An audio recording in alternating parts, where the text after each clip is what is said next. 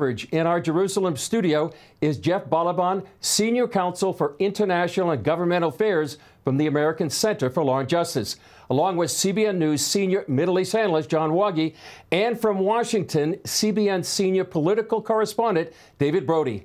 Welcome, Jeff, John, and David. Well, Prime Minister Netanyahu is due to enter into the House chambers at 2 o'clock East Coast time. And currently, House and Senate members are filling up the House chambers, and the diplomatic corps will be coming in soon, followed by Mrs. Netanyahu. And then the Prime Minister will be announced by the House Sergeant at Arms. As we wait for the Prime Minister, first of all, to you, Jeff, what is riding right now on Prime Minister Netanyahu's address? Thanks, Chris. So much is riding. Honestly, more is riding on this address than is riding on anything since the State of Israel was created in 1948, in my belief. The fact is that this is the fourth time that this man, Bibi Netanyahu, in different capacities, has come to address a joint session of Congress. And the last time he came, the first two times he came, he was a hero, he was beloved. The third time he came, it was under President Obama, and there was hostility. And there was hostility, and the Democrats tried to make it about him personally and then about his party. Now, it's in the aftermath of historic votes in the Knesset where the State of Israel, by a vast majority, has said an end to a Palestinian state. It's an existential threat. This is binary. And we see that this division is real in America as well. Do you stand for Israel or against Israel, for the Palestinian state or against? And those two things are binary. And and now Prime Minister Netanyahu is to come here and make the world, through America, its best friend, and through the support in America, understand that this is an existential threat. We need America's support. It will either be Israel or Palestine. Yeah, and things have changed after October 7th, Jeff, and 9 months of an existential war. John, you've followed Benjamin Netanyahu since the late 1990s. In fact, you called him the winner in his campaign against the late Shimon Peres in 1996. So how does this address fit into his history and his legacy? Well, Chris, it's for all the marbles, really. We have watched the hostility to Netanyahu began in 1996 when he began to serve his first term. It has stretched all the way till 2024 to the point that he is now coming as a prime minister who has literally been told that his government should go. They're literally open about trying to oust him. The animosity against Netanyahu is phenomenal. And yet he comes here now to break Winston Churchill's record of 3 appearances before the Congress. Netanyahu will make it 4 today, and it's really a remarkable time for him to shine in the darkness, and it seems to be, at least in the preliminary times, despite all the opposition, that is what he's doing. Yeah. And David, not only division in Israel, but it's hard to imagine a more volatile time in American politics. So how does Netanyahu's speech fit into the current political landscape? And also, the news is much not who's in the House chambers, but who's not.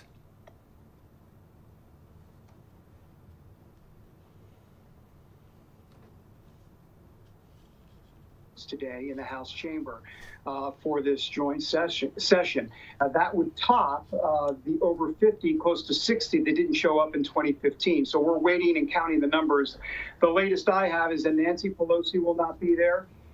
You have Dick Durbin in the Senate won't be there, Bernie Sanders. Of course, AOC, Ilhan Omar, many of the squad members will not be there. Chris, what's interesting is Rashida Tlaib, who, of course, is part of the squad and been a very outspoken critic of Israel, to say the least, apparently will be in the chamber today. She is bringing someone who... Well, yesterday we asked former U.S. Ambassador to Israel, David Friedman, about his thoughts about the importance of Netanyahu's speech. Take a look. If you think about it, this war's been going on for 9 months. And the story, if you will, the defense of the war, the criticism of the war, has all been undertaken by people who really aren't that involved. You know, people have been very, very free to offer their views. But the world really hasn't heard from the one person whose job it is to defend the state of Israel and to win this war, and that's Prime Minister Netanyahu. So I think what he's trying to accomplish, you know, on this extremely large stage, maybe the biggest stage in the world, is to really explain Israel's position, explain what happened to Israel on October 7th, the trauma this inflicted on the Jewish state, the Jewish people, the inhabitants of Israel, how Israel has done its best to minimize civilian casualties, but how Israel views this as an existential battle where victory is the only option. And I think, he is uniquely qualified to make that case. He's a brilliant orator, as we all know. And because of the war, because of all the daily grind that it involves, and the fact that you have to be there every single day in the war room, he hasn't had the chance to really make that case, that broad, writ large, macro case that the world needs to hear. And I think that's really what this speech is about and what it should be about. Mm-hmm. He'll be meeting with President Biden on Thursday, Vice President Kamala Harris. What do you think his goals are for those meetings? Look, I think he wants to check in with everyone who might be the President of the United States or is currently the President of the United States. That would be wise. That would be normal. I remember back in 2016 when Trump and Clinton were in the middle of their campaign. He came to New York. He met with both. So I think those meetings are kind of par for the course. It is a highly charged time in American politics right now, and he'll try to thread that needle in a way where he can check in, offer his good wishes, make the case for Israel, but try not to provoke the kind of political responses that we see too often here at this time. So it's a tough job. It's a needle threading job but he's pretty good at that. He's done it before. Do you think there's any explanation? Vice President Kamala Harris, who's the president of the Senate, apparently won't be at the speech. Any of your thoughts about that? As soon as Biden announced he wasn't going to continue, we now see the greatest gap in American history between two candidates in terms of their support for Israel. I think Donald Trump was the best and will continue to be the best if he's elected, and I think that Kamala Harris will be the worst. I think her perception of Israel, its role in the world, is very different than what we're used to. It very much is within that progressive camp. I think she's, as a vice president, she's followed Biden's lead, which I've been critical of as well. But I think she takes, America's policy towards Israel to another level, and I think her refusal to be sitting there in the traditional seat of the vice president during an address. We can see right now that Benjamin Netanyahu is going to be announced into the House chambers, and Senator Ben Cardin, as well as Mike Johnson, the Speaker of the House. The Senator from Wyoming, Mr. Barrasso. The Senator from West Virginia, Mrs. Capito. The Senator from Iowa, Ms. Ernst. The Senator from Montana, Jeff, I'll Mr. go to Daines. you as they bring in the senators. Iowa, Mr. Grassley. It's been the Senator from Idaho, attack Mr. against Risch. Prime Minister Netanyahu, but you said there's some positive things about going on. I do want to give a little hope. When I spoke before, I talked about the hostility, but the truth is, his meeting with Speaker Johnson was incredible, and I want to reflect on something that Donald Trump, the hopeful future president, said recently, quote, "The U.S. and Israel are the pinnacle of Western civilization, which is exactly what these people want to destroy." So Donald Trump understands this. The Republicans understand it. The Speaker spoke about how yesterday was a Jewish fast day representing the destruction of the walls of Jerusalem, and that the walls will never be breached again, thanks not only to the IDF and the Jews here, but thanks to the support of America and Christians who believe in the Bible and believe in the holiness of Jerusalem. And that's the fight we're fighting. And thank God there are tens of millions of people who stand with him in America, which is why Netanyahu is there now. And Jeff, that's the fast of Tammuz that began yesterday. There'll be a 3-week period commemorating the destruction of the first and second Jewish temples, the breaching of the wall by the Romans here in Jerusalem, and then 1492 they expelled the Jews. A lot of calamities happened during this 3-week period. Yes. So it's a very perilous time. Some people call it the dire straits. David, to you, I mean, there's a lot of negative attacks against Benjamin Netanyahu and the Israeli delegation. Talk about that for a minute or two. No doubt about it. We have some video that was released on Instagram by a D.C. Palestinian youth group movement. They apparently, according to what they put out on their Instagram feed, put out maggots and crickets inside Netanyahu's hotel where the Israeli delegation is staying. This is now all over the place. You can check it out. It looks like it is indeed verified. They also pulled the fire alarm many times while Netanyahu, where he was in the hotel, so therefore not getting good sleep. So this is the type of stuff that he is up against. over 5,000 people surrounding the Capitol right now. There is a perimeter, a barricade around the Capitol. They can't get into the Capitol, but they're sure making lots of noise, chanting from the river to the sea, and everything that they have been chanting in the past, guys. Yeah, John, to you, there's really such a, not only a physical battle going on, but a spiritual one as well. Absolutely, Chris, and the media war against Netanyahu. You know, the Prime Minister has said several times that Israel's fighting a 7-front war. You got to add an eighth front, and that is the media, which has been relentless for the 30 years he's been Prime Minister, but it's only intensified in the time since then, to the point that now even the opposition is joining in with marches in the streets on a weekly basis. It's an intense battle, and the media is a big part of it. Yeah, Jeff, you've been in the media for many, many years. You see that battle as well?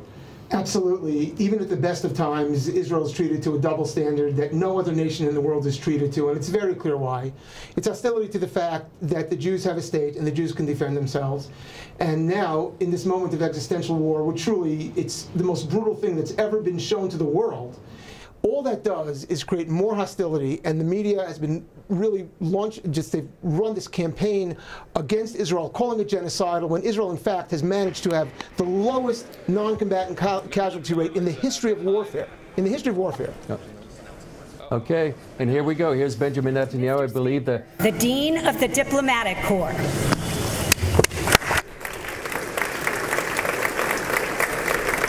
Well, this is the diplomatic corps coming in through the House chambers, and we expect maybe in about 3 minutes that Benjamin Netanyahu will be announced. We can see in the chambers there's some people that aren't there. Many of the Democrats are boycotting this, and you're going to see Ben Cardin, Senator, up there taking the place of Vice President Kamala Harris, who is now, I believe, in a Michigan campaign stop. She decided to boycott this as well. She will be meeting with him tomorrow, as well as Benjamin Netanyahu meeting with President Biden. So he should be coming in any minute. David, any other thoughts before we see Netanyahu come into the House chambers? Well, just to recap, we're expecting around 80 Democrats that will not be in the chamber today. They'll boycott, including AOC, Nancy Pelosi, Bernie Sanders, Ilhan Omar, Cori Bush, many others. Rashida Tlaib, we understand, will be there. Well, I'm looking to try to see if I can pick her out of the crowd. Hard to do it from there, but she will be there. But she will be with someone who lost what she says is 150 extended family members in Gaza. So we'll wait to see. You know, it's going to be interesting to see if there are any disruptions in the speech. We are told that the Democrats are planning to disrupt the speech somehow, some way, with calls or shout-outs. Speaker Mike Johnson has said that will not be allowed, and any guests that do that they've invited in will be escorted out and potentially even arrested. Yeah, I know Speaker Johnson put out a letter to all the members of Congress not to allow any of their visitors to disrupt the proceedings as well. One other person that's going to be in the chambers is Noah Argarmi. She was one of the hostages taken on October 7th. Many people may remember it's really the iconic video of her being taken away on a motorcycle into Gaza, and she was rescued by an IDF Special Forces team a few weeks ago, and she'll be in there as well. She traveled with the Prime Minister. Hey, Chris. And so we will see that hopefully he'll be coming in any minute. John, to you, your thoughts just before the Prime Minister comes in. Well, I don't know if it's a silver lining or not, but if I did my math correctly, there are more than half of the Democrats still in the chamber today. It's gone from 60 in 2015, as David said, to 80 now. That still leaves more than half of them in the chamber, which at least can hang on to a thread of bipartisanship, I guess, with that. Yeah, Jeff, a political question here. You know, certainly one of the reasons that Vice President Harris is not there is because of the vote in places like Michigan. But is there a danger of losing the Jewish vote, and could that be even more important? It's an excellent question. There's no question that the Jewish vote is moving more and more, and the truth is the polling is almost always wrong because they miss the Orthodox Jews when they poll, which is already voting more than 50% Republican. I do note that with great cynicism that Senator Cardin is there, but Senator Cardin has already announced that he's retiring. So the presiding Democrat, and it should have been Kamala Harris because she is the president of the Senate as the vice president. The presiding Democrat is one who's already announced his retirement, and he has a large Jewish population there. So it is very cynical that that's who they chose. And it is but in fact, the Jews, I would say that as a result, and this is a little bit of inside baseball, 3 House seats flipped, which is the current margin, flipped from deep Democrat to Republican in the midterm election, specifically because Democrats in New York went after religious education, Jewish religious education, and those communities came out in force. So you can never tell when things change. Yeah. Well, we're going to see that play out in November. And we should be seeing the Prime Minister. Actually, he's about a minute late, but Benjamin Netanyahu, here in Israel anyway, has a reputation of being a bit late. And so, David, tell us your final thoughts, hopefully before he comes in. 2 quick thoughts. Elon Musk is in the chamber today. He's a guest, a special guest of Benjamin Netanyahu. That should be noted. Also, the U.S. Capitol Police now reporting that the crowd has become violent at 1st Street and Constitution Avenue, which is right outside the Capitol. They failed to obey orders, and they are now deploying pepper spray into the crowd. So this takes place as we wait for Benjamin Netanyahu to arrive. Yeah. You know, somebody was talking to me earlier that almost like there's a plumb line in Israel is becoming the plumb line politically, even spiritually in the country. John, would you agree? Absolutely, I'd agree. It's time for choosing, to quote a Ronald Reagan phrase, and the plumb line is set there, and people are choosing. It's kind of frightening to see how many are choosing wrongly. Yeah, yeah. Jeff, to you, the Prime Minister really, as you said, this is his 4th time, and each one seems to have a different character to it, and this one may be the most volatile of all. Absolutely. This one is, I've said it before, this is existential, and the Prime Minister knows it, and that's why he's there, and people are trying to politicize it. And yes, this is absolutely a bright dividing line between good and evil. There's no question about it. That's what's at stake here. We've seen they proudly showed the world what they want to do. They're showing it now in the Capitol. This violence, it's hate, it's nihilism, it's a denial of everything good and holy. And Bibi Netanyahu, as the leader of the Jewish state, is there to shine a light and represent something. And again, thank God that the vast majority of Americans, I still believe, want to stand with right and truth. Yeah. And hopefully this will be a platform for him to spread that light. David, a few days ago, we saw what the Republican National Convention looked like in terms of Israel. In a few days, maybe about 2 weeks, we're going to see what the Democrats do in Chicago. What do you think, looking ahead, we're going to see in vis-a-vis Israel there at their convention? Well, it's going to be a mess. And you know what? With Democrats and the word mess, they go hand in hand, guys. I mean, it's just been a horrible month. But here we go. All right, David, we got a Prime Minister's just coming in right now.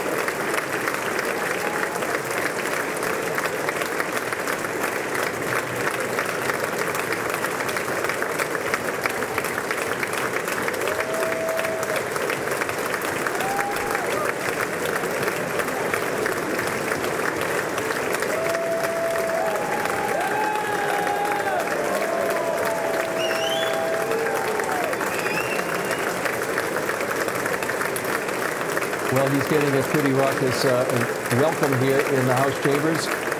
He knows many of these politicians after serving in New York City as the head of the delegation there in New York City many years ago. He met with Speaker Mike Johnson earlier, and as Jeff said, he gave a rousing endorsement of Israel and the Prime Minister. And here's Prime Minister Netanyahu.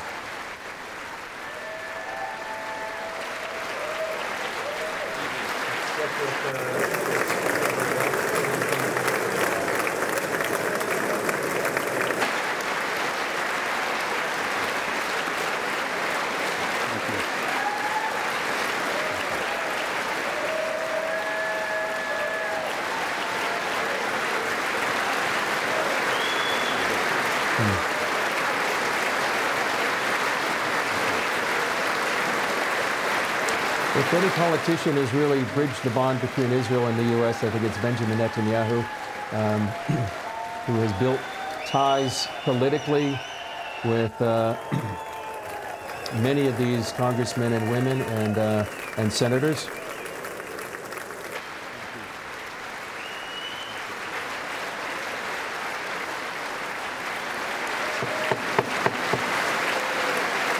This is his first visit outside Israel since October 7th. I now have the high privilege and distinct honor of presenting to you His Excellency Benjamin Netanyahu, Prime Minister of Israel. Thank you.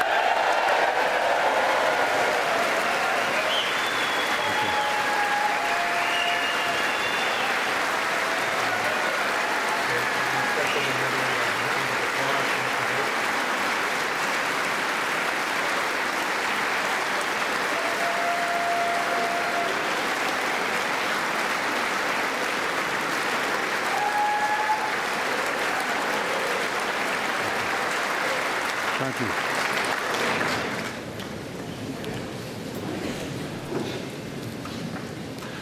Speaker of the House, Mike Johnson, Senator Ben Cardin, Minority Leader Hakeem Jeffries, Senate Majority Leader Chuck Schumer, Senate Minority Leader Mitch McConnell, Senators, members of Congress, distinguished guests. Mr. Speaker, I want to thank you for giving me the profound honor of addressing this great citadel of democracy for the fourth time.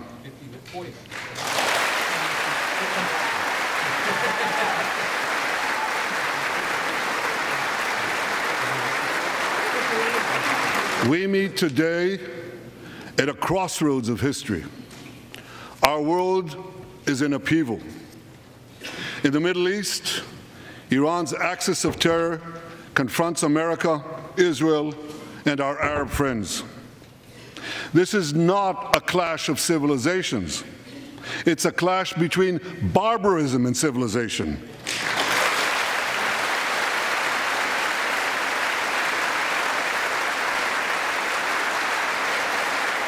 It's a clash between those who glorify death and those who sanctify life.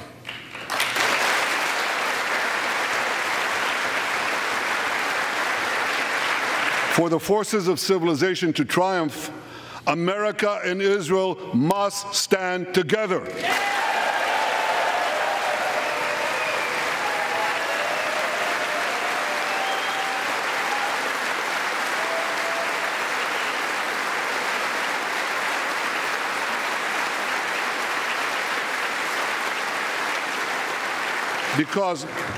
Because when we stand together, something very simple happens. We win, they lose.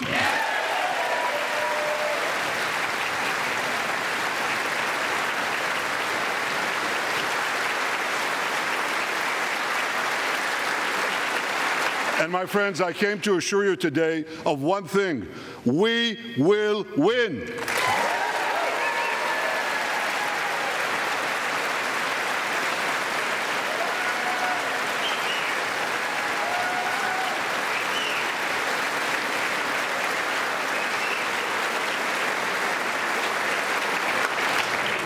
Ladies and gentlemen, Like December 7th, 1941, and September 11th, 2001, October 7th is a day that will forever live in infamy.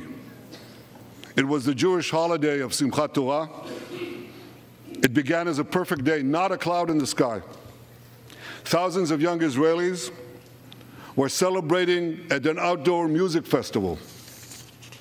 And suddenly, at 6:29 a.m., as children were still sleeping soundly in their beds in the towns and kibbutzim next to Gaza, suddenly heaven turned into hell. 3,000 Hamas terrorists stormed into Israel. They butchered 1,200 people from 41 countries, including 39 Americans. Proportionately, compared to our population size, that's like 20 9/11s in one day. And these monsters, they raped women, they beheaded men, they burnt babies alive, they killed parents in front of their children, and children in front of their parents. They dragged 255 people, both living and dead, into the dark dungeons of Gaza. Israel has already brought home 135 of these hostages, including 7 who were freed in daring rescue operations.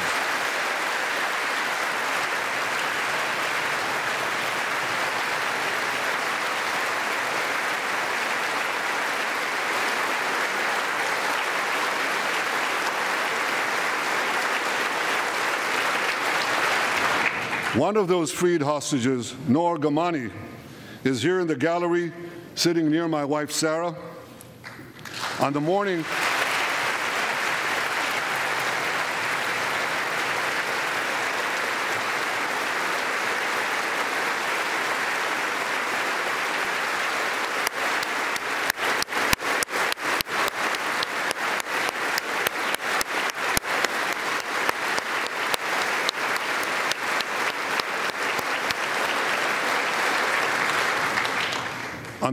of October 7th, the entire world saw Noah's look of desperation as she was violently abducted to Gaza on the back of a motorcycle.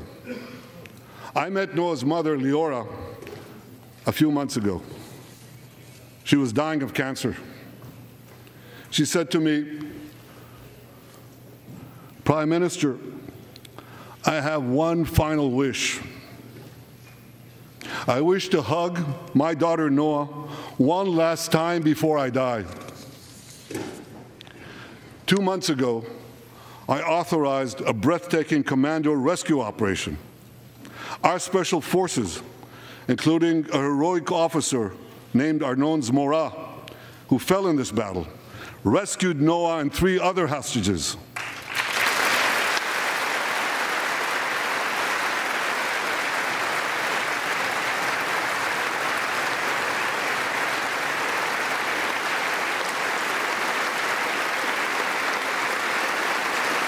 Noah, I think it's one of the most moving things.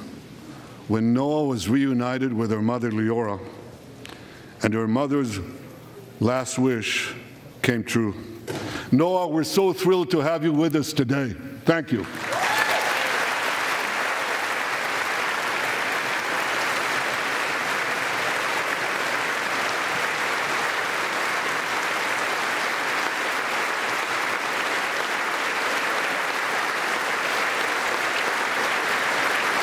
Many hostage families are also here with us today, including Eliyahu Bibas.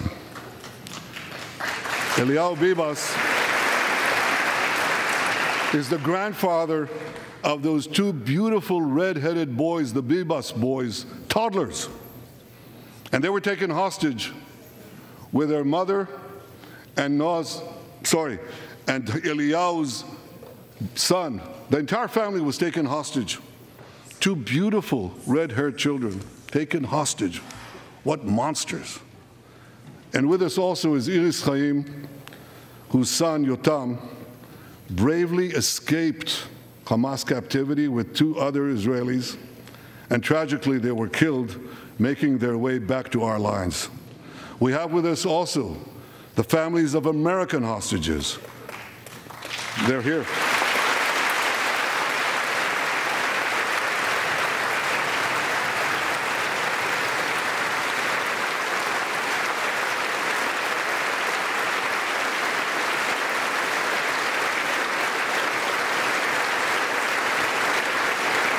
The pain these families have endured is beyond words.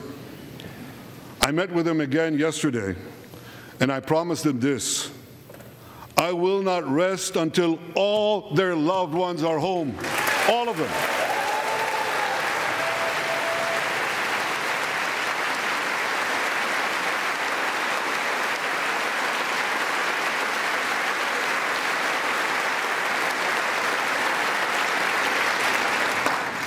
As we speak,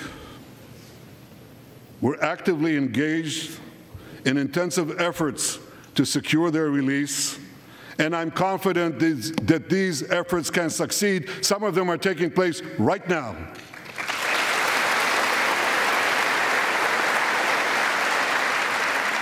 I want to thank President Biden for his tireless efforts on behalf of the hostages and for his efforts to the hostage families as well.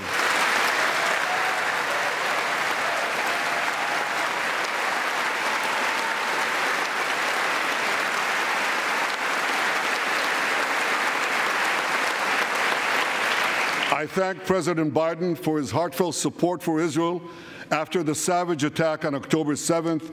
He rightly called Hamas sheer evil. He dispatched 2 aircraft carriers to the Middle East to deter a wider war. And he came to Israel to stand with us during our darkest hour, a visit that will never be forgotten.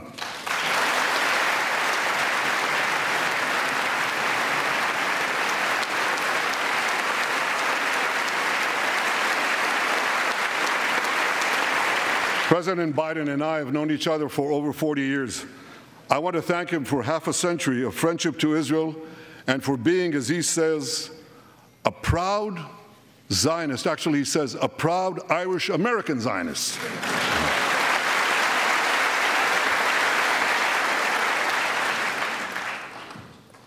My friends, for more than 9 months, Israel's soldiers have shown boundless courage. With us today,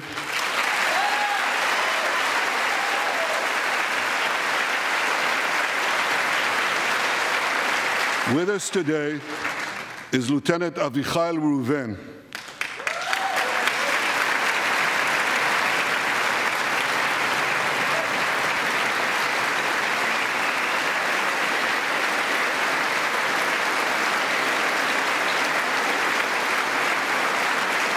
Avichai is an officer in the Israeli paratroopers. His family immigrated to Israel from Ethiopia.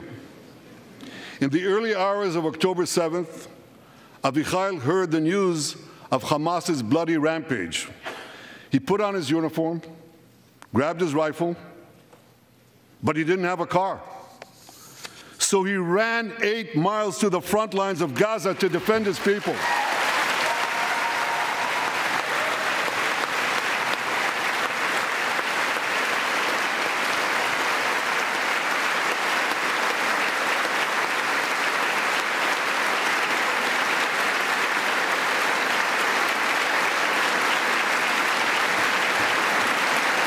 You heard that right. He ran 8 miles, came to the front lines, killed many terrorists, and saved many, many lives. Avichai,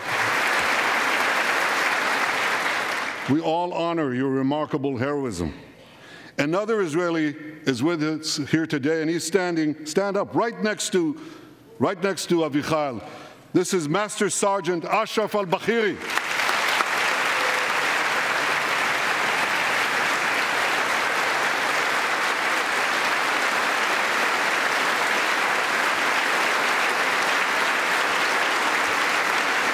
Ashraf is a Bedouin soldier from the Israeli Muslim community of Rat.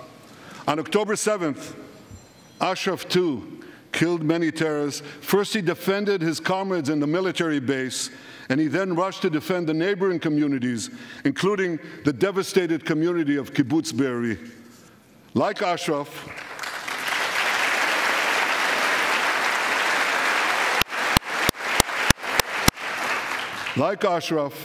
the Muslim soldiers of the IDF fought alongside their Jewish, Druze, Christian, and other comrades in arms with tremendous bravery.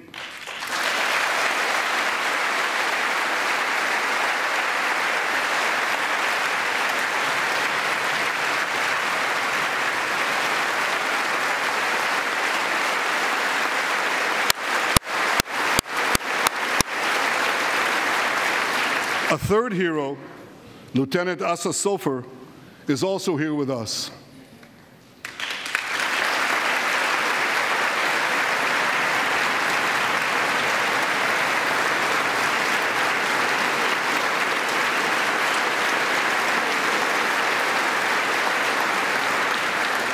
Asa fought as an officer in the Tank Corps, and he was wounded in battle. He was wounded in battle while protecting his fellow soldiers from a grenade.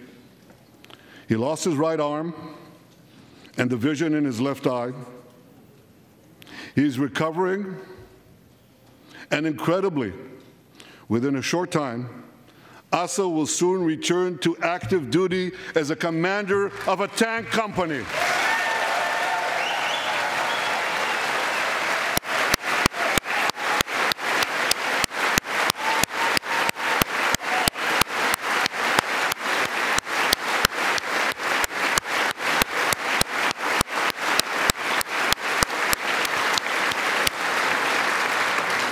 I just learned there is a fourth hero here, Lieutenant Jonathan Ben Chamo, who lost a leg in Gaza and continued to fight.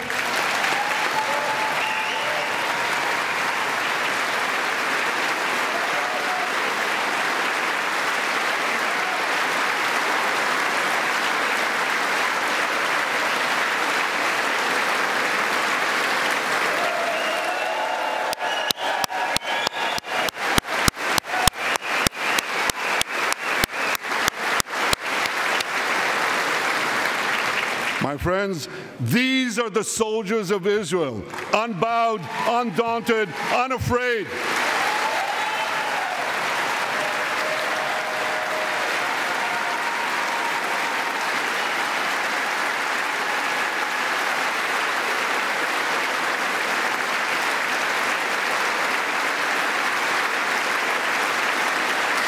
As the Bible says, Am kelavi yakum. They shall rise like lions. They have risen like lions. The lions of Judah, the lions of Israel.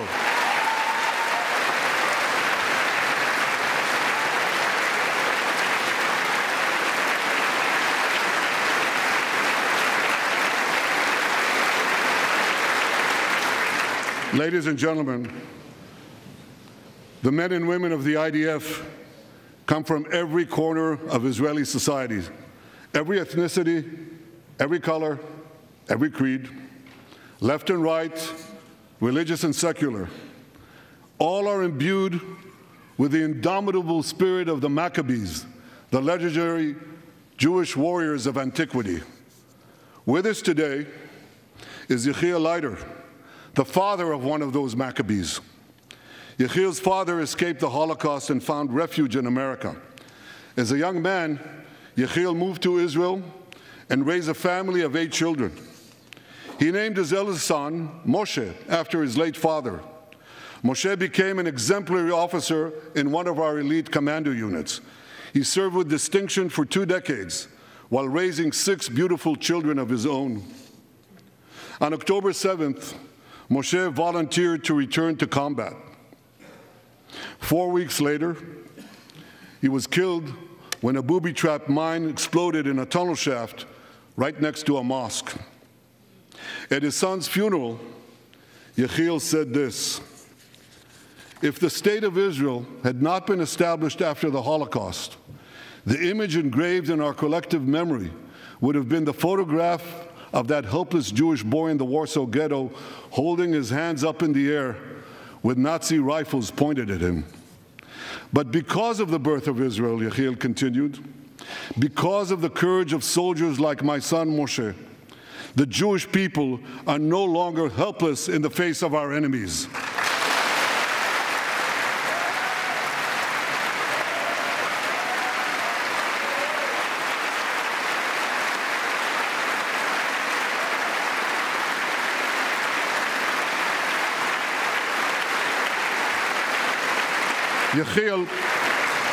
Yechiel, please rise so we can honor your son's sacrifice.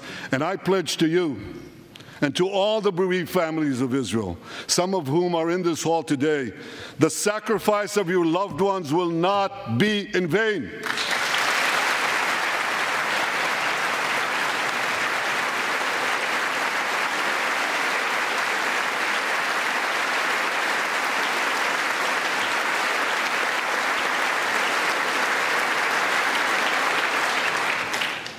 It will not be in vain because for Israel, never again must never be an empty promise. It must always remain a sacred vow. And after October 7th, never again is now.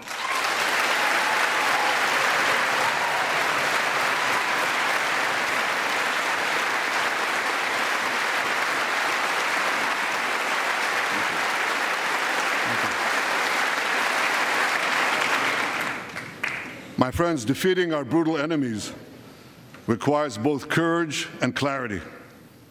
Clarity begins by knowing the difference between good and evil. Yet incredibly, many anti-Israel protesters, many choose to stand with evil. They stand with Hamas. They stand with rapists and murderers. They stand with people who came into the kibbutzim, into a home.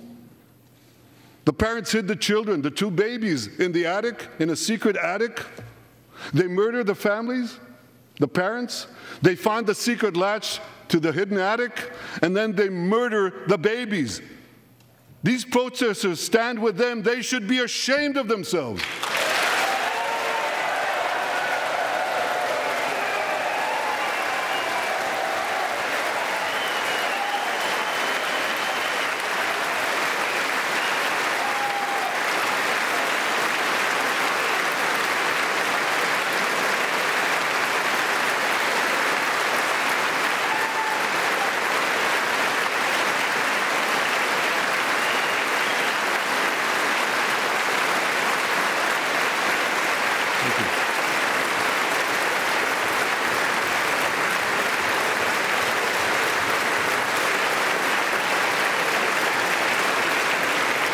They refuse to make the simple distinction between those who target terrorists and those who target civilians, between the democratic state of Israel and the terrorist thugs of Hamas.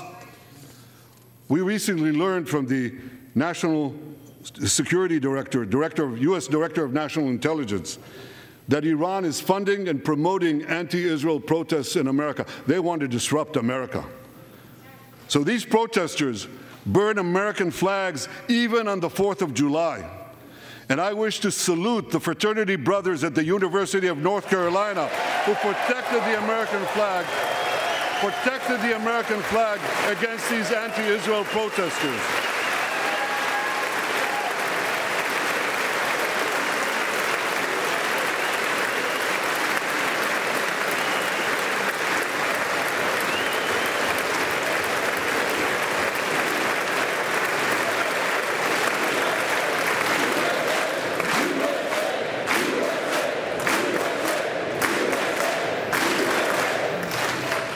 For all we know, Iran is funding the anti-Israel protests that are going on right now outside this building. Not that many, but they're there, and throughout the city. Well, I have a message for these protesters. When the tyrants of Tehran, who hang gays from cranes and murder women for not covering their hair, are praising, promoting, and funding you, you have officially become Iran's useful idiots.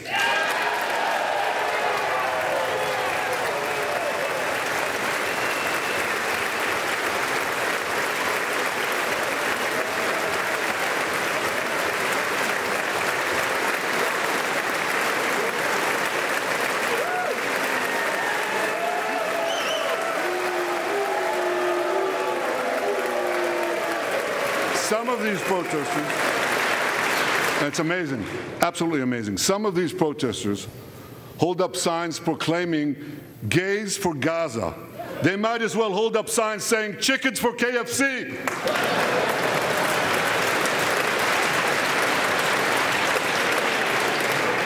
These protesters chant from the river to the sea, but many don't have a clue what river and what sea they're talking about. They not only get an F in geography, they get an F in history. They call Israel a colonialist state. Don't they know that the land of Israel is where Abraham, Isaac, and Jacob prayed, where Isaiah and Jeremiah preached, and where David and Solomon ruled?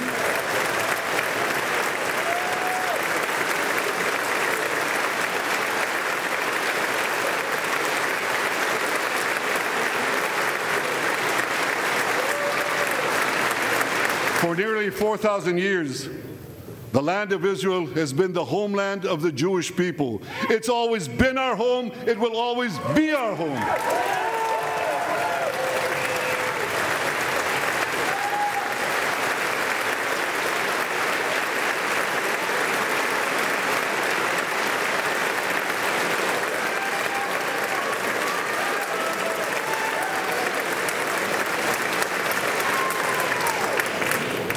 It's not only the campus protesters who get it wrong. It's also the people who run those campuses. 80 years after the Holocaust, the presidents of Harvard, Penn, and I'm ashamed to say my alma mater, MIT, couldn't bring themselves to condemn the calls for the genocide of Jews. You remember what they said? They said, it depends on the context. Well, let me give these befuddled academics a little context.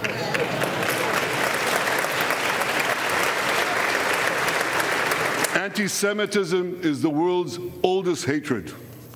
For centuries, the massacre of Jews was always preceded by wild accusations.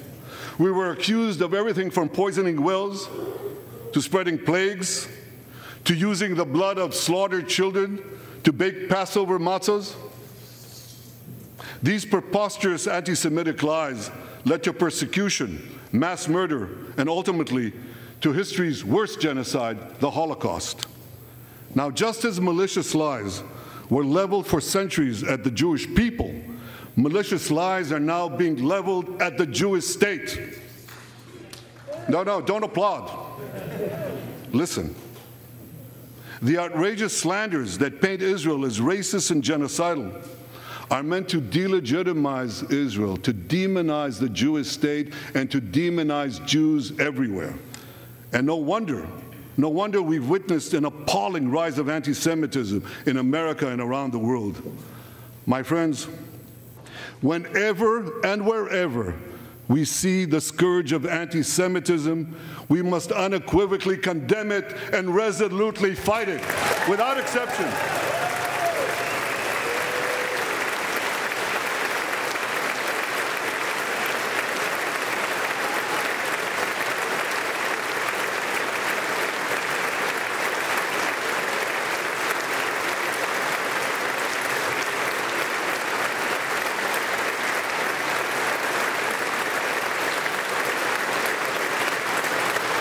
And don't be fooled when the blood libels against the Jewish state come from people who wear fancy silk robes and speak in lofty tones about law and justice. Here's a case in point. The prosecutor of the International Criminal Court has shamefully accused Israel of deliberately starving the people of Gaza. This is utter, complete nonsense. It's a complete fabrication.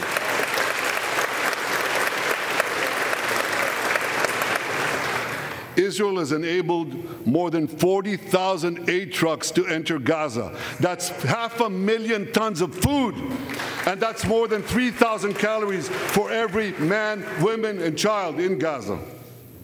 If there are Palestinians in Gaza who aren't getting enough food, it's not because Israel is blocking it, it's because Hamas is stealing it.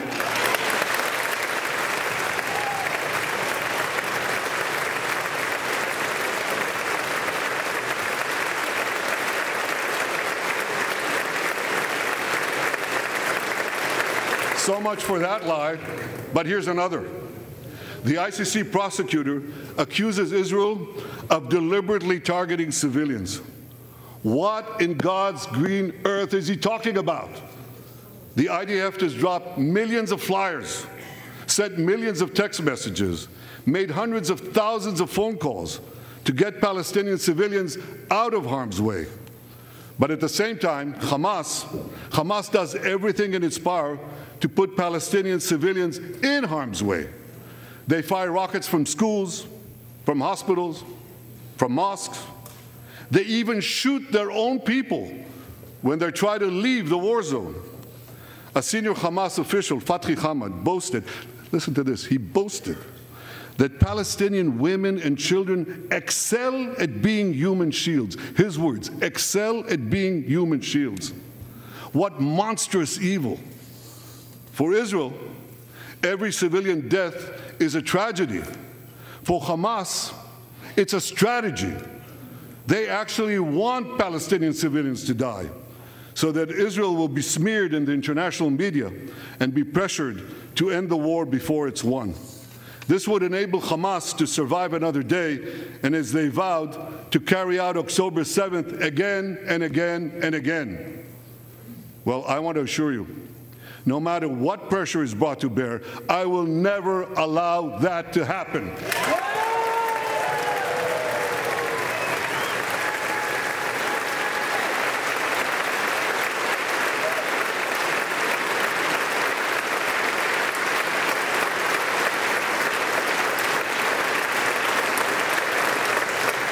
The vast majority of Americans have not fallen for this Hamas propaganda.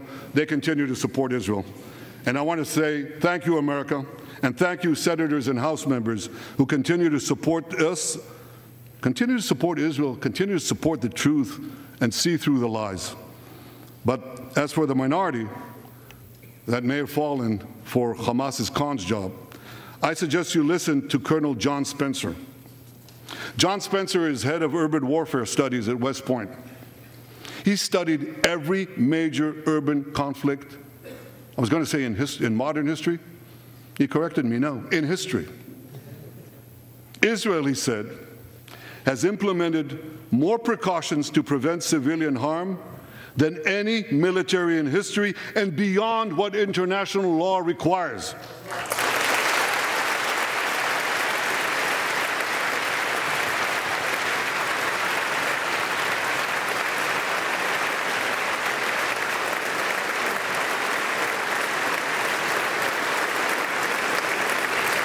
That's why, despite all the lies you've heard, the war in Gaza has one of the lowest ratios of combatants to non-combatants casualties in the history of urban warfare.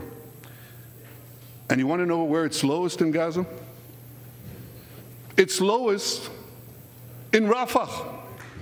In Rafah. Remember what so many people said? If Israel goes into Rafah, there'll be thousands, maybe even tens of thousands of civilians killed. Well, last week, I went into Rafah. I visited our troops as they finished fighting Hamas's remaining terrorist battalions. I asked the commander there, how many terrorists did you take out in Rafah? He gave me an exact number, 1,203. I asked him, how many civilians were killed? He said, Prime Minister, practically none, with the exception of a single incident where shrapnel from a bomb hit a Hamas weapons depot and unintentionally killed 24 people. The answer is practically none. You want to know why? Because Israel got the civilians out of harm's way, something people said we could never do, but we did it.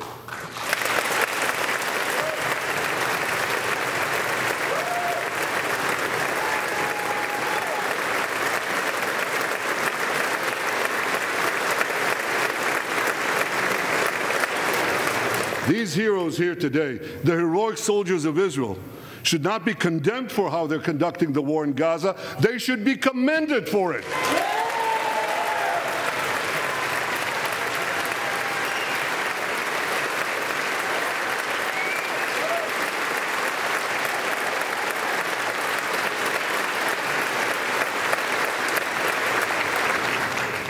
I want to thank all of you here today who forcefully opposed the false accusations of the ICC and stood up for the truth.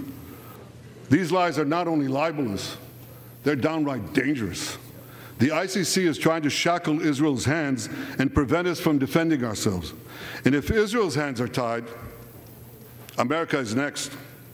And I'll tell you what else is next. The ability of all democracies to fight terrorism will be imperiled. That's what's on the line. So let me assure you, the hands of the Jewish state will never be shackled. Israel will always defend itself.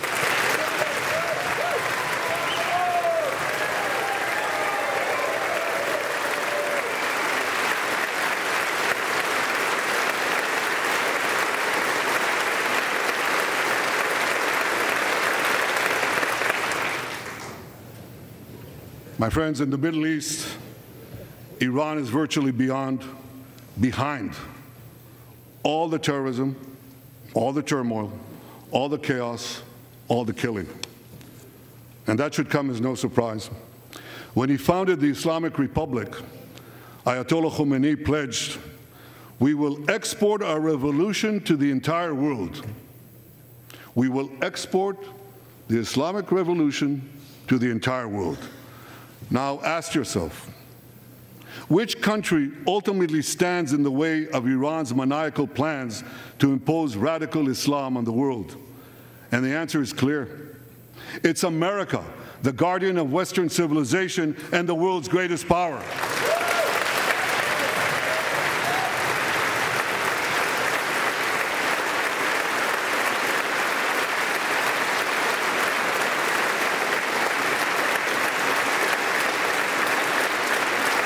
That's why Iran sees America as its greatest enemy. Last month, we heard a revealing comment, ostensibly about the war in Gaza, but about something else. It came from the foreign minister of Iran's proxy, Hezbollah, and he said this: "This is not a war with Israel. Israel," he said, "is merely a tool. The main war, the real war, is with America." Iran's regime has been fighting America from the moment it came to power. In 1979, it stormed the American embassy. It held scores of Americans hostage for 444 days. Since then, Iran's terrorist proxies have targeted America in the Middle East and beyond. In Beirut, they killed 241 U.S. servicemen. In Africa, they bombed American embassies. In Iraq, they supplied explosives to maim and kill thousands of American soldiers. In America, they actually sent death squads. They sent death squads here to murder a former Secretary of State and a former National Security Advisor. And as we recently learned, they even brazenly threatened to assassinate President Trump. But Iran understands that to truly challenge America, it must first conquer the Middle East.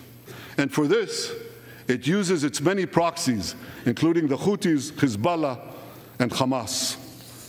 Yet in the heart of the Middle East, standing in Iran's way, is one proud pro-American democracy, my country, the State of Israel.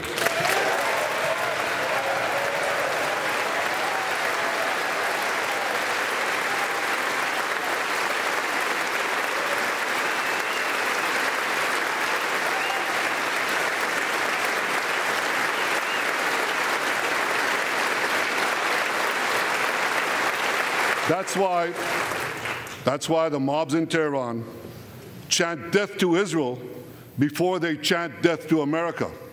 For Iran, Israel is first, America is next. So when Israel fights Hamas, we're fighting Iran. When we fight Hezbollah, we're fighting Iran. When we fight the Houthis, we're fighting Iran. And when we fight Iran, we're fighting the most radical and murderous enemy of the United States of America. And one more thing. When Israel acts to prevent Iran from developing nuclear weapons that could destroy Israel and threaten every American city, every city that you come from, we're not only protecting ourselves, we're protecting you.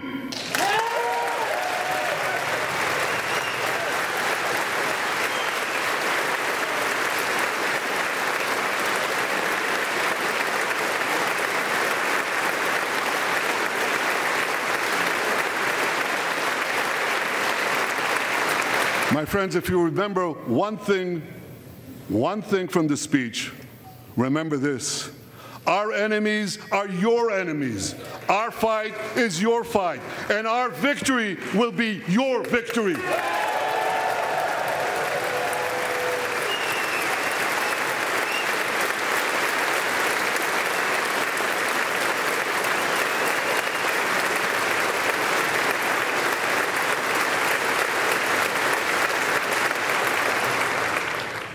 Ladies and gentlemen, that victory is in sight.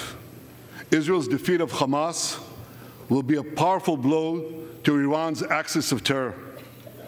Another part of that axis, Hezbollah, attacked Israel on October 8th, a day after the Hamas attack. It has launched thousands of missiles and drones against us.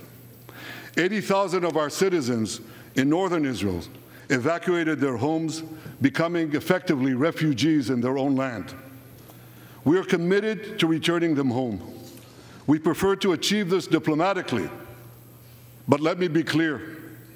Israel will do whatever it must do to restore security to our northern border and return our people safely to their homes.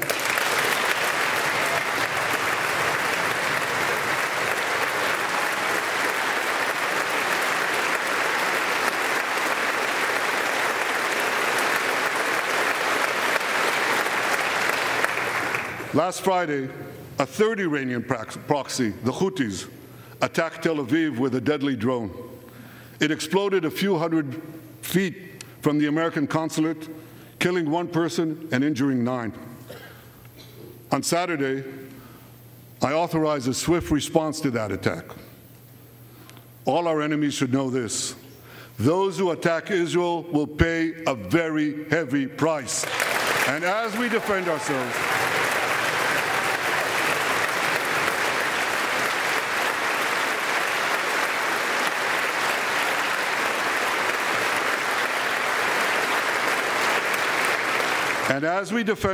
on all fronts, I know that America has our back, and I thank you for it.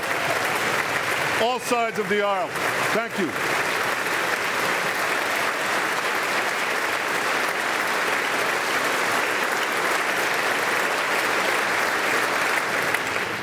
My friends, for decades, America has provided Israel with generous military assistance, and a grateful Israel has provided America with critical intelligence that saved many lives. We've jointly developed some of the most sophisticated weapons on earth.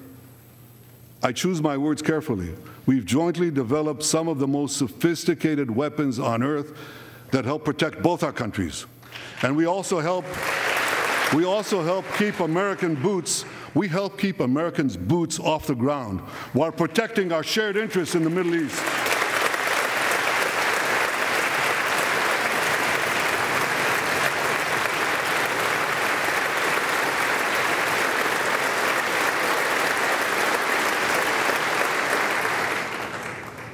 I deeply appreciate America's support, including in this current war. But this is an exceptional moment. Fast-tracking U.S. military aid can dramatically expedite an end to the war in Gaza and help prevent a broader war in the Middle East. In World War II, as Britain fought on the front lines of civilization, Winston Churchill appealed to Americans with these famous words: "Give us the tools and we'll finish the job." Today, as Israel fights on the front line of civilization, I too appeal to America. Give us the tools faster and we'll finish the job faster.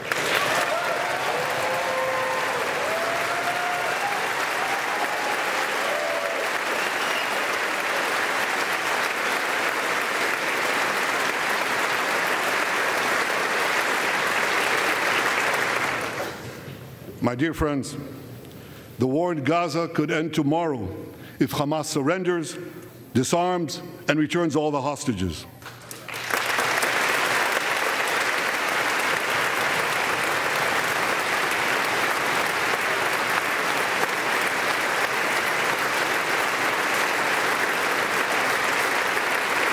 But if they don't, Israel will fight until we destroy Hamas's military capabilities, end its rule in Gaza, and bring all our hostages home.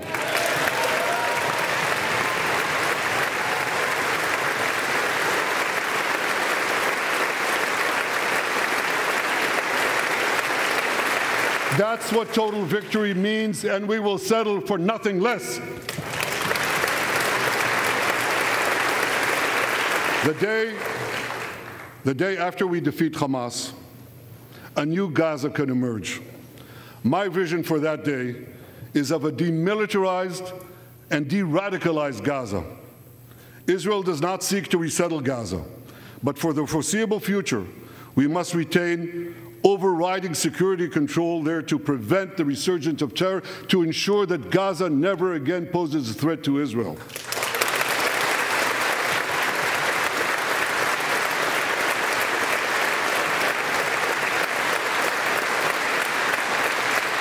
Gaza should have a civilian administration run by Palestinians who do not seek to destroy Israel. That's not too much to ask.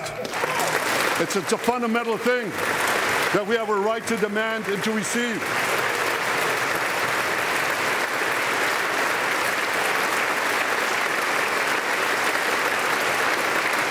A new generation of Palestinians must no longer be taught to hate Jews, but rather to live in peace with us.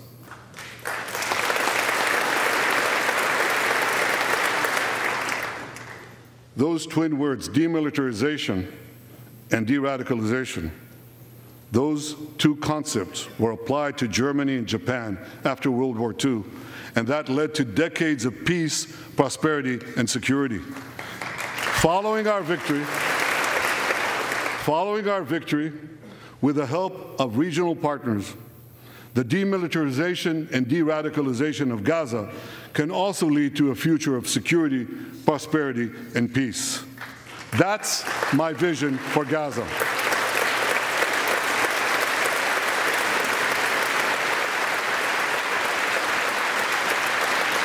Now, here's my vision for the broader Middle East. It's also shaped in part by what we saw in the aftermath of World War II. After that war, America forged a security alliance in Europe to counter the growing Soviet threat. Likewise, America and Israel today can forge a security alliance in the Middle East to counter the growing Iranian threat. All countries that are at peace with Israel and all those countries who will make peace with Israel should be invited to join this alliance. We saw a glimpse of that potential alliance on April 14th. Led by the United States, more than half a dozen nations worked alongside Israel to help neutralize hundreds of missiles and drones launched by Iran against us. Thank you, President Biden, for bringing that coalition together.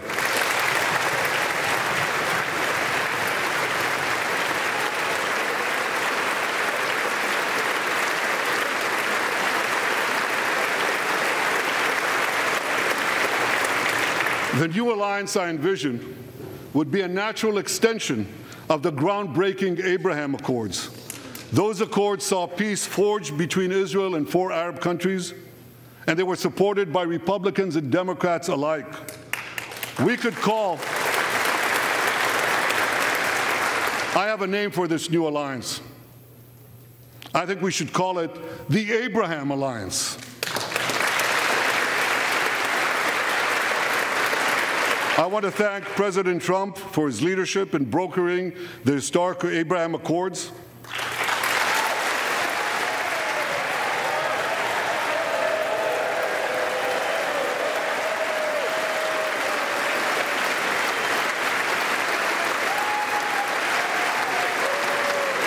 Like Americans, Israelis were relieved that President Trump emerged safe and sound from that dastardly attack on him, dastardly attack on American democracy.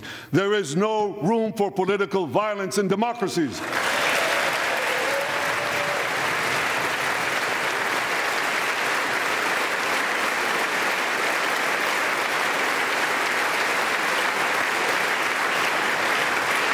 I also want to thank President Trump for all the things he did for Israel, from recognizing Israel's sovereignty over the Golan Heights, to confronting Iran's aggression, to recognizing Jerusalem as our capital and moving the American embassy there.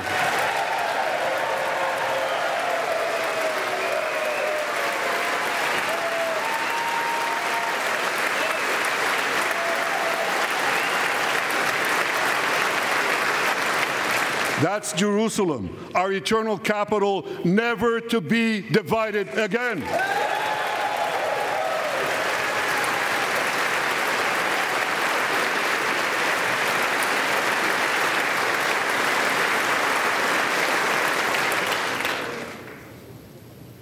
My dear friends, Democrats and Republicans, despite these times of upheaval, I'm hopeful about the future.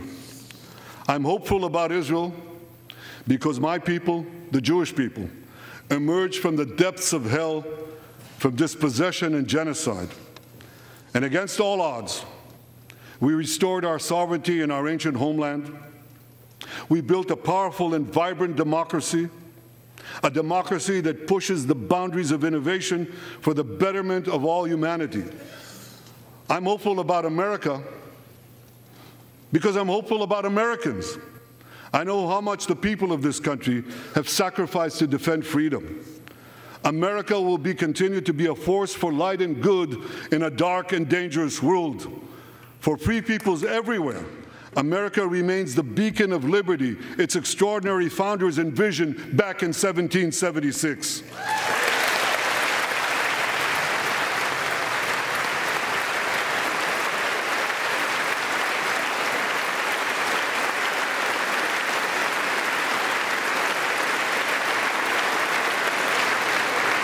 Working together, I'm confident that our two nations will vanquish the tyrants and terrorists who threaten us both.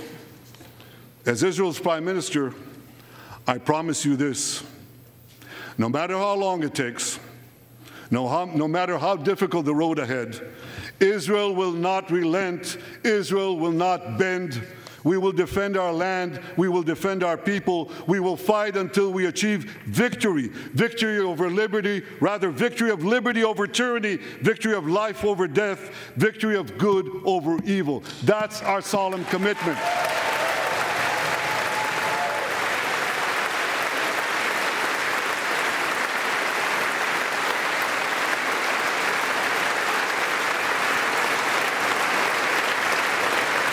And we will continue to work with the United States and our Arab partners to transform a troubled region from a backwater of repression, poverty, and war into a thriving oasis of dignity, prosperity, and peace.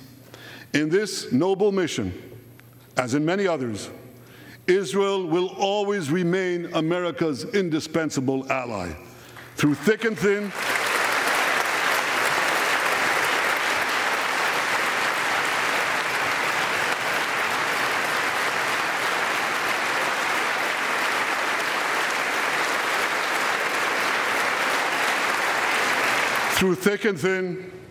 in good times and in bad, Israel will always be your loyal friend and your steadfast partner.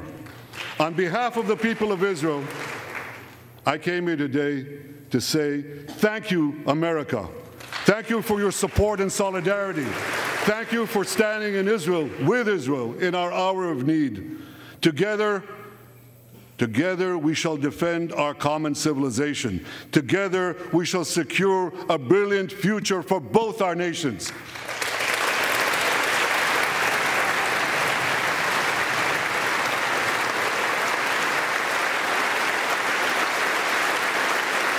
May God bless Israel, may God bless America, and may God bless the great alliance between Israel and America forever.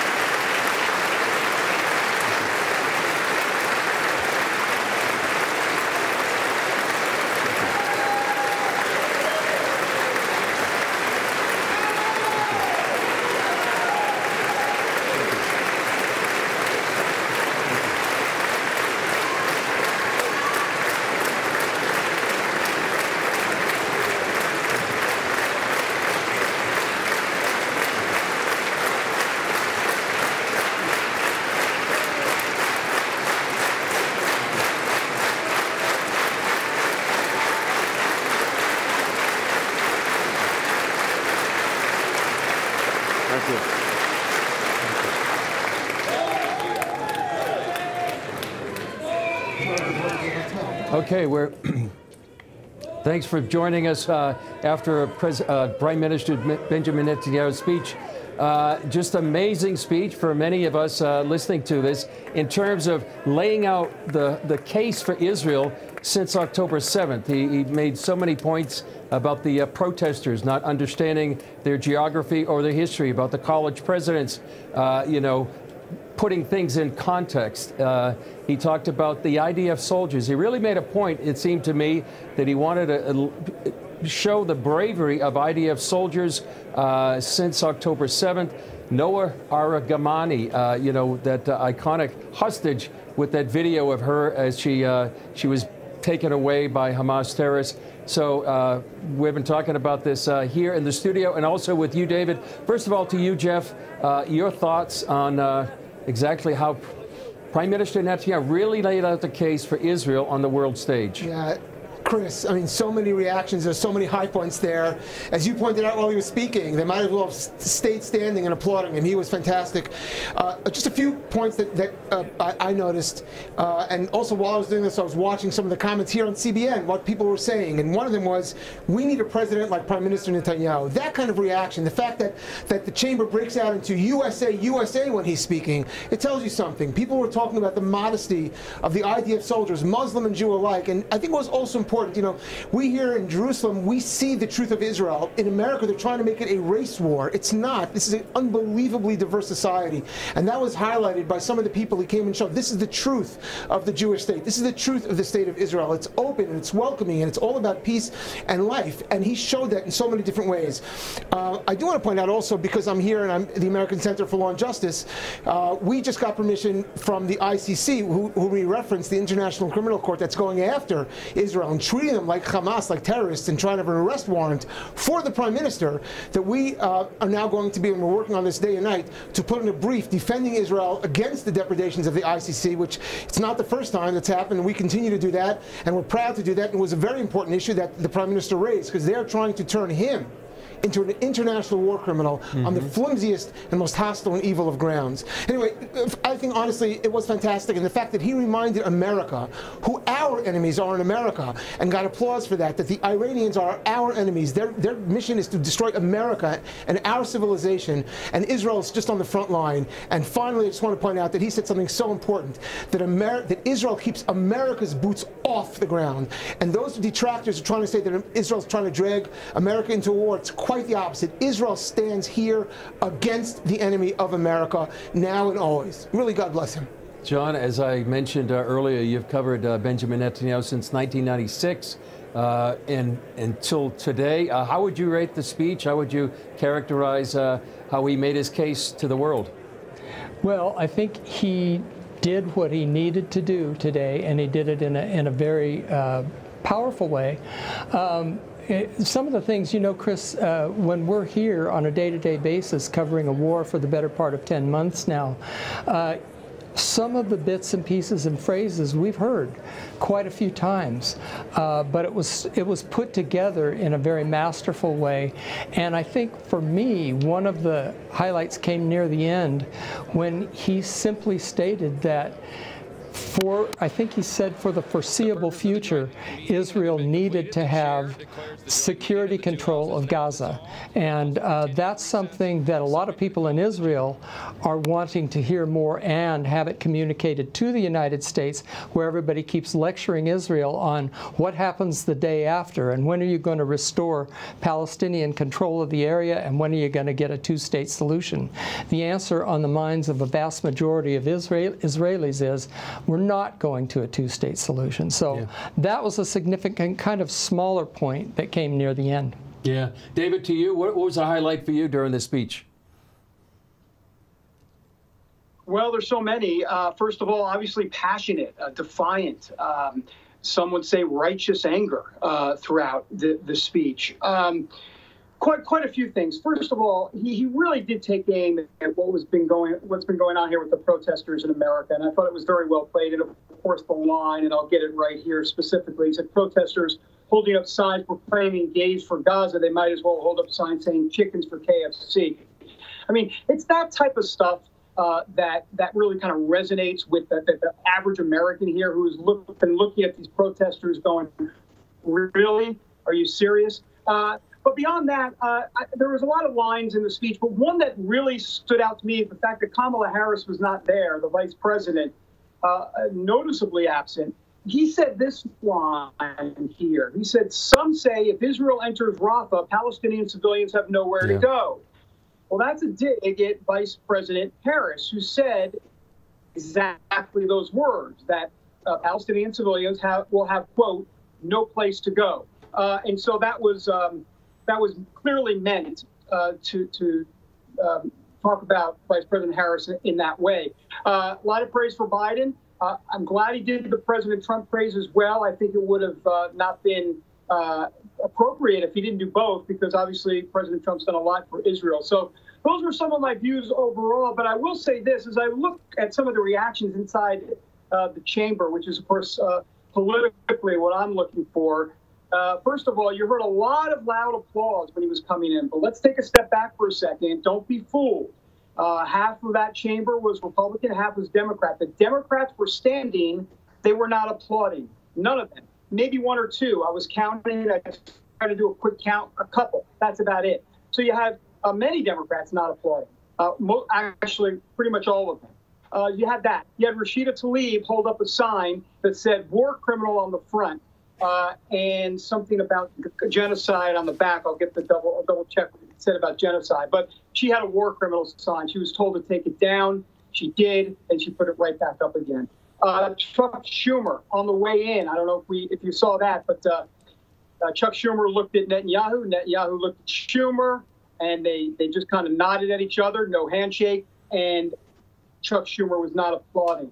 So these are the little things that I'm looking for from a political standpoint. There's a lot more to dissect, but that's kind of the nuts and bolts. Yeah, and Chuck Schumer famously went on the Senate floor and actually thought there should be a new election. Israelis should actually try to get new leadership. So you can see there was certainly some tension there. One of the things that stood out to me was this clash of civilizations, and I think we have a clip of that, number one, of what Netanyahu said about how this is a clash of civilizations.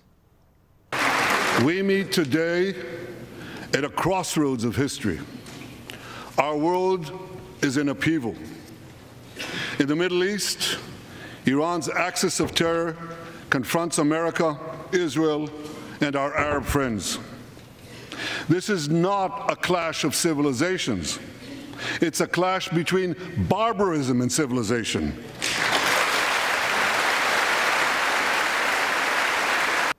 You know, he also went in to describe in detail exactly what happened on October 7th, reminding people exactly why there's been an almost 10-month war in Gaza and what Hamas did.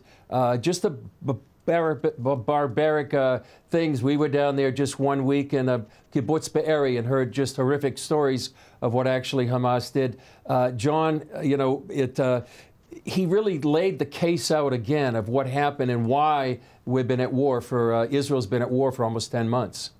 Yeah, and the thing is, it resonates here in Israel. He doesn't have to say those words, but when he does say those words, everybody who has either is Israeli or has lived in Israel through the war knows what he's talking about. And there's a bafflement, a really amazement that these huge crowds can gather in places like London and Washington and Times Square and other places, and the people just flat out ignore the barbarism that took place. It was inhuman beyond belief, and that's just a part of the fabric of life here now, and so it had to be said, and he said it well. Yeah, and Jeff, you know, we talked about this during the speech. Did you think he hit so many not only his tone, but so many things that he needed to say when he had this world stage? That's really an important point. I think that he hit so many important messages exactly head on, and he did so uninterrupted in a forum that's very special with the American flag draped behind him and the House. So it's a very powerful visual message. The only problem is, and there's no way to avoid this, is now the media gets to cut it up, chop it up, flip the context, switch out meanings, so there will be a lot in the next 24 hours, and then whatever narrative they want to spin it as and ongoing, I'm sure which will not reflect the reality that those who watched it live got to see. This is an amazing moment. It was a master. Listen, he's a spectacular communicator, and it's no coincidence, and it truly is a God thing that he spent time in America and speaks like an American to Americans at this moment in history. And so, he focused on something again. We talked about it before. This clash of civilizations. We said before, Donald Trump just said Israel and America, or he said the United States and Israel represent the pinnacle of Western civilization. That's what this fight really is about. It's an existential fight, not just for the state of Israel. It's an existential fight for this civilization. And I think he brought that out in many, many different ways and in the right American idiom. Hopefully, the media won't butcher it too much, that people will still remember what he said and how he said it. Yeah, David, to you, how do you think this was going to be covered in the media, starting right away? Well, the media has really dropped the ball. This just in. When does the media not drop the ball in the last 10, 20, 30 years? I mean, we've seen a slow slide in journalism. But if I can just interrupt my comments, listen to me, I'm interrupting my own comments, to bring some breaking news here. And we now have confirmation on the ground from our CBN photographers, and I'm looking at the video here on X. Palestinian, let's call them what they are, pro-Hamas sympathizers who call themselves pro-Palestinian supporters. They have taken down the American flag at Union Station in Washington, D.C. They've replaced it with the Palestinian flag. I was waiting to say anything until I could confirm it. We now have confirmation on the ground from our CBN News photographer. And we also have confirmation now as I watch it actually happen. There are 3 flags at Union Station. There are 3 American flags. They have replaced the middle one with the Palestinian flag. This happening just a moment ago, about 2 minutes ago. And just to give you some context, Union Station is just maybe a 2 to 3 minute walk from the Capitol, 5 minutes tops. And so, in essence, all the protesters went from the Capitol over to Union Station, and that's where the activity is now. And I understand there's been arrests, and there's violence that has broken out on the streets. So we've got quite a situation evolving right now in Washington. Yeah. In contrast to that, one of the things that Netanyahu said during his speech, and it's on clip number 10, there was an example of actually protesters, some protecting, I think they were from North Carolina, protecting the American flag against protesters. At clip number 10. That Iran is funding and promoting anti-Israel protests in America. They want to disrupt America. I'm sorry. So these protesters burn American flags even on the 4th of July. And I wish to salute the fraternity brothers at the University of North Carolina who protected the American flag against these anti-Israel protesters. You know, Jeff, in some of the protest videos, we see Orthodox Jews that are actually protesting against Netanyahu. How would you characterize the people that are out there? So I'm going to make it very clear. These are the same faces that we see over and over. And it's important to talk about this because the visuals make them look like they're Orthodox Jews. They are not Jews. They are not Jews. The sect that they supposedly belong to has declared these people left a long time ago. They're not Jews. And we saw also in the Capitol people saying Jews for ceasefire or something. They're not Jews. This is all being ginned up. And frankly, it's a desecration of our faith, just as the Palestinian flag is a desecration of the United States of America. This is all a lie. This is all false. And that's the problem. Thank God, again, the Prime Minister spoke the way he spoke, and hopefully there will be many Americans who listen to it. But this that we're seeing now, this is a lie. Mm-hmm. We talked earlier about the Arab vote in places like Michigan and also the Jewish vote. As an Orthodox Jew, Jeff, how did this speech play to a Jewish audience? I will tell you, it's simple. The same way it plays to a CBN audience. It's the same way it plays to anybody who believes in the God of Abraham, who believes that Western civilization is a Judeo-Christian civilization, that America and Israel together represent the pinnacle, as Donald Trump said, of Western civilization and actually the last line of defense. And Israel is really a spiritual outpost for America. And Israel is obviously where the conflict is going to be the most intense. And that's what we feel. And we all feel the suffering and the pain of our family, because Jews are our family as well as our faith. And we know that so many tens of millions of Christians stand with us and behind us. And I have to tell you, it's a miracle. It's a miracle. So for 2,000 years, we really didn't feel this. And now we do. And that has to continue. And they're fighting against this. There's a war against that within Christianity, within America. And Benjamin Netanyahu came here to shine a light and to hoist not the flag, but honestly to hoist the Bible a little bit and talk about the truth in Jewish history, because Jewish history and Christian history are what's being denied now. Yeah. And talking about Jewish and Christian history, this is clip number 13, where he actually laid out the biblical case for Israel. Clip number 13. They don't have that yet. But John, to you, that's one of the things he did. He laid out a biblical case for Israel and really talked about the thousands of years history of the Jewish people and the state of Israel. Yes, and that resonated like probably as much as anything else during his speech. It was instinctive. It was instantaneous when the crowd reacted to his quoting the biblical, or his listing the biblical patriarchs and Israel being the land of biblical patrimony. That was something that evangelical Christians, and there are many of them in Congress, that resonates with them, and it certainly resonated with an audience watching at home, people who have been praying. I think that's one of the things that has been understated, is the prayer efforts that have been going on throughout, not only throughout Israel, but we, Chris, you know, we've had people in our own office, intercessors who are coming here during wartime on their own dime, many occasions, not as part of a tour group, but coming to help here and to pray. And they're taking seriously what the psalmist said about pray for the peace of Jerusalem. And so that is something that's happening on a scale that many people aren't aware of. Yeah, and when Israelis find out that people are coming during wartime to pray for Israel, it's really moving. And I've heard people say that, you know, some people have taken people to cry and pray, tears, that is. And now we do have clip number 13, where Benjamin Netanyahu lays out the case for the biblical history of Israel. These protesters chant from the river to the sea, but many don't have a clue what river and what sea they're talking about. They not only get an F in geography, they get an F in history. They call Israel a colonialist state. Don't they know that the land of Israel is where Abraham, Isaac, and Jacob prayed, where Isaiah and Jeremiah preached, and where David and Solomon ruled?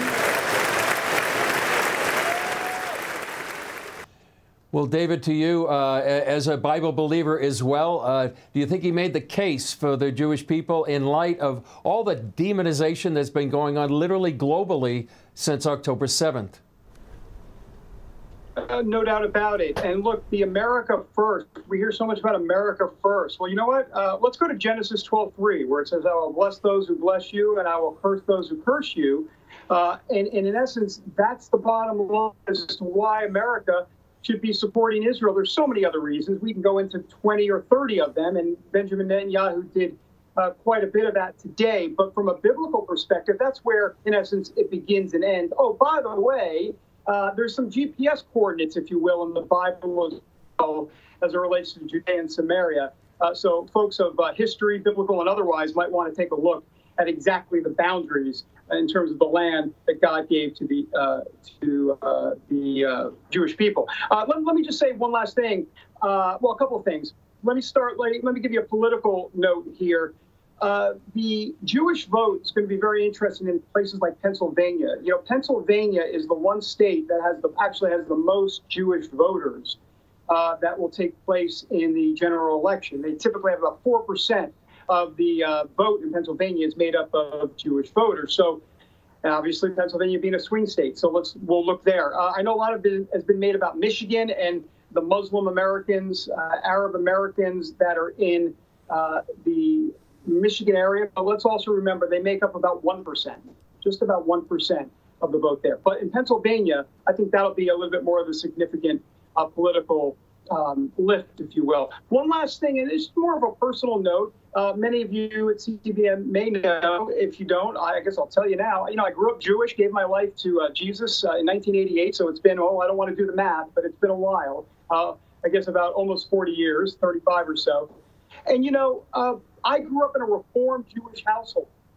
And people always ask me, why don't the Jews just support Israel? You have to understand, when it comes to conservative and Orthodox Jews, that's different. That they're going to support Israel from a Judeo-Christian kind of biblical Old Testament, New Testament. They understand the historical significance and the biblical significance. But when it comes to Reformed Jews, and most Americans are, in essence, Reformed Jews, the majority of them are, you have to understand that they see Judaism culturally, but they don't necessarily see it religiously at all. There's a difference between religiously and culturally. And instead, what they see it as is more of an ideological issue. So in other words, they see the ideology, the liberalism, the cultural Marxism. That's their North Star. The North Star is not support for Israel or support for, quote, the Jewish people or support for, anything that relates to the Bible. Many Reformed Jews don't know much about the Bible at all. And listen, you want to take my word for it, you can, because I grew up Jewish in a Reformed household, so I know the deal. That's what's going on here. And that's why you see many liberal Reformed Jews not support Israel and talk about the Palestinians more sympathetically than the Jews. Yeah. And we may see, some people think a historic change in the Jewish vote this coming November. Some final thoughts. First to you, John. We've heard the speech and analyzed it, but any final thoughts about the importance of the speech and the impact of the speech? Well, Chris, I think the speech will last. It will last in sound bites.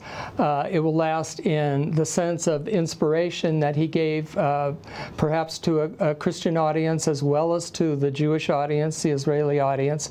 And then we go on to the meetings. The shelf life of the speech, at least in the near term, is going to be curtailed a bit by meetings with Kamala Harris, meetings with Joe Biden, and the meeting on Friday with President Trump. And